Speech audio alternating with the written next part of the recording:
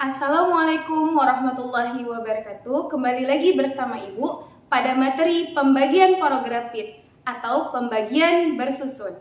Ada 2 poin penting di dalam porografit yang harus anak-anak ketahui. Yang pertama, membagi hanya bisa 1/1. Yang kedua, penurunan satu angka hanya boleh dilakukan setelah pengurangan. Jadi tidak boleh 2 angka sekali turun. Oke, langsung saja ke contoh soal yang pertama. 915 dibagi 3. Nah, perlu anak-anak ketahui, di dalam pembagian bersusun, kita akan menggunakan pembagian, perkalian, dan juga pengurangan. 915 dibagi 3. Pertama, 9 kita bagikan 3. Hasilnya 3.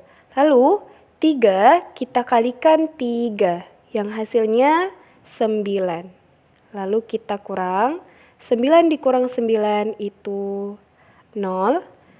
Lalu kita turunkan satu angka, yaitu angka 1.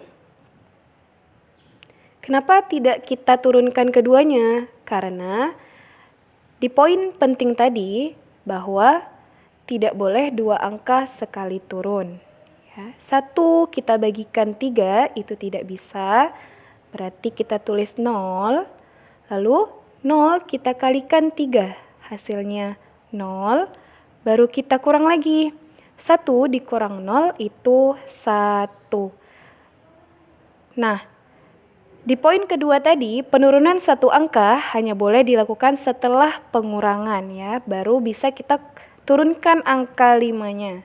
Nah, 15 dibagi 3 itu menghasilkan 5. Lalu 5 kita kalikan 3, hasilnya 15. Lalu kita kurang 15 dikurang 15, hasilnya 0.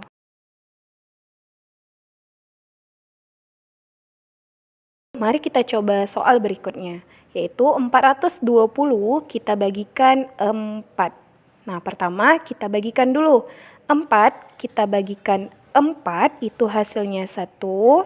Lalu 1 kita kalikan 4, hasilnya 4. Setelah perkalian kita kurang, 4 dikurang 4 hasilnya 0.